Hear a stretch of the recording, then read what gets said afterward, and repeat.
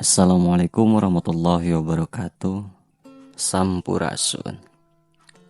Sejarah Rancakalong adalah cerita panjang tentang sebuah daerah yang tumbuh dari hutan belantara menjadi tanah yang subur dan kaya akan budaya. Terletak di wilayah kekuasaan Kerajaan Sunda Galuh pada masa lalu, Rancakalong menyimpan kisah-kisah yang menggambarkan perjalanan spiritual, perubahan zaman, dan perjuangan masyarakatnya. Dari kedatangan seorang raja yang mulia hingga proses perkembangan agama dan budaya yang mengakar, sejarah Rancakalong mencerminkan ketangguhan dan kebijaksanaan yang diwariskan secara turun-temurun. Mari kita telusuri perjalanan waktu yang membentuk Rancakalong hingga menjadi seperti yang kita kenal sekarang. Rancakalong pada zaman dahulu merupakan sebuah daerah yang termasuk dalam wilayah kekuasaan Kerajaan Sunda Galuh. Daerah ini masih berupa hutan belantara yang belum dijamah oleh manusia. Berdasarkan pandangan sebagian kesepuhan Rancakalong, di antaranya yaitu almarhum Bapak Sumawinata, almarhum Bapak Sukarma, almarhum Bapak Dia Sukmana, almarhum Bapak Oting Tarawangsa, almarhum Bapak Oting Laksa, almarhum Bapak Adi Manggala, almarhum Bapak Eyek, dan dari kesepuhan Kang Pupung Supena. Selain itu, kutipan dari beberapa buku sejarah, yaitu dari buku sejarah Buk Rancakalong, menjelaskan bahwa pada perkiraan abad ke-7, putra Galuh yang ke-10, yaitu Prabu Resi Guru Niskala Wastu Kencana, datang ke daerah Rancakalong untuk mengunjungi dan memeriksa wilayah kekuasaan Kerajaan Sunda Galuh yang pusat pemerintahannya berada di Kawali Ciamis. Saat itu Rancakalong masih merupakan daerah yang belum dihuni manusia dan sebagian besar berupa hutan lebat. Ketika sampai di daerah ini, Prabu Resi merasa ada perbedaan dengan daerah lain yang pernah dikunjunginya. Ia kemudian mengikuti aliran sungai dan tiba di sebuah tempat yang memiliki sebuah situ yang cukup besar yang dikenal dengan nama Ranca. Serta ada pohon besar yang tumbuh di sekitarnya.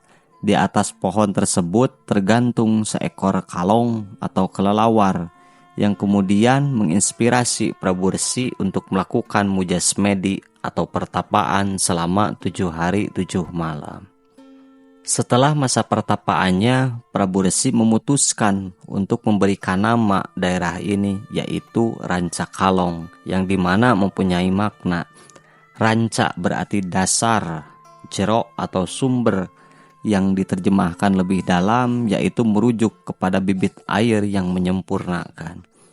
Kalong berarti tinggi, yaitu menggambarkan binatang yang bergantung namun memiliki kekuatan dalam ilmu pengetahuan dan kesempurnaan.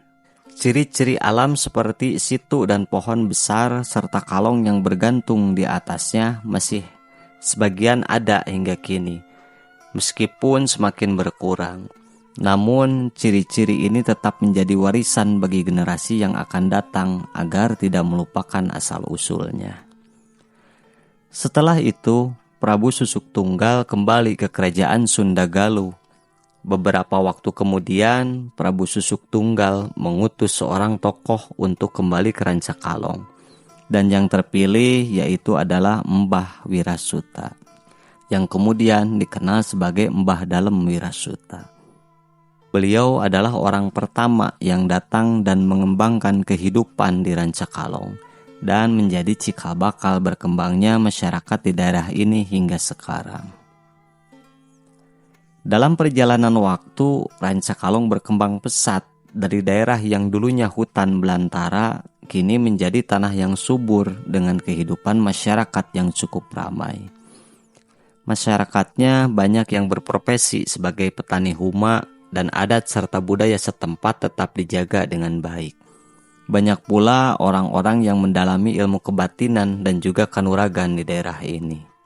Pada abad ke-8, Rancakalong termasuk dalam wilayah kekuasaan Kerajaan Sumedang Larang.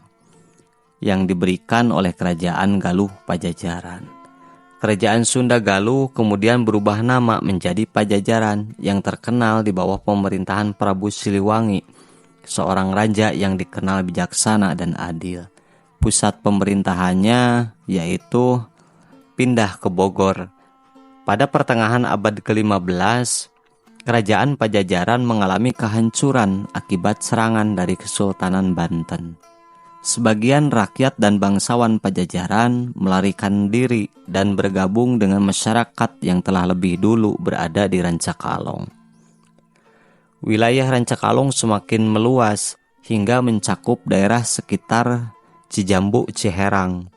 Meskipun Pajajaran runtuh, adat dan budaya yang ada tetap dilaksanakan di Rancakalong. Masuknya agama Islam ke wilayah Rancakalong, terutama yang dibawa oleh Prabu Kian Santang, membawa perubahan dalam kehidupan masyarakat Rancakalong. Beberapa ajaran dan tradisi yang ada seperti tarawangsa, terbangan, rengkong, dogdog, dan juga koromong tetap bertahan hingga kini dan masih sering dipraktikkan dalam berbagai kegiatan. Pada masa berikutnya, Rancakalong juga mengalami kedatangan bangsa Eropa, khususnya bangsa Portugis dan juga bangsa Belanda, yang merusak tatanan kehidupan masyarakat di daerah ini hingga menjalar ke seluruh Nusantara. Namun, pada tahun 1836, tepatnya pada tanggal 14 April, Muharram tanggal 24, pemerintah kolonial Belanda mendirikan pemerintahan yang dikenal dengan nama Pakuwuan atau desa. Dan Rancakalong atas perintah dari Kadalaman Sumedang berdiri menjadi Pakuwuan. Berikut daftar nama-nama kepala desa Rancakalong dari masa ke masa. Yang pertama ada Eyang Ujob, terus Eyang Saljiam, Eyang Masta Praja, Eyang Minta Praja, Mama Jaya Praja, Mama Wirya Dinata, Bapak Usup Sumawijaya, Bapak Ehe Juandi, Bapak Aan Sumitra, Bapak Witra Jaya Praja, Bapak Among Sanusi, Bapak Endung Kardiana, Bapak Haji Emai Mulyana, Bapak Ade Sutisna, Bapak Mumun Sutarsa, Bapak Haji Emang Sulaiman, Bapak Abun Suherman, ada PJ kecamatan yaitu Bapak Ate Wasta, dan untuk sekarang Rancakalong dipimpin oleh Bapak Haji Wawan Suwandi. Demikianlah ringkasan sejarah Rancakalong yang saya dapatkan. Mohon maaf jika ada kekurangan dan juga kesalahan. Mudah-mudahan sejarah ini dapat bermanfaat untuk kita semua. Sebagai penutupan, sebagai bagian dari tanah yang kaya akan sejarah dan budaya, Rancakalong terus berkembang dengan membawa warisan leluhur yang berharga. Kisah-kisah yang ada hendaknya menjadi sumber inspirasi bagi generasi mendatang untuk tetap menjaga dan melestarikan warisan ini. Sejarah Rancakalong adalah cerminan dari keteguhan, keberanian, dan kebijaksanaan yang diturunkan dari zaman ke zaman. Sebagai panduan dalam menghadapi tantangan masa depan, semoga kita semua dapat mengambil hikmah dari perjalanan panjang ini dan melanjutkan perjuangan dalam menjaga keharmonisan dan kemakmuran bersama. Wassalamualaikum warahmatullahi wabarakatuh. Sampurasun.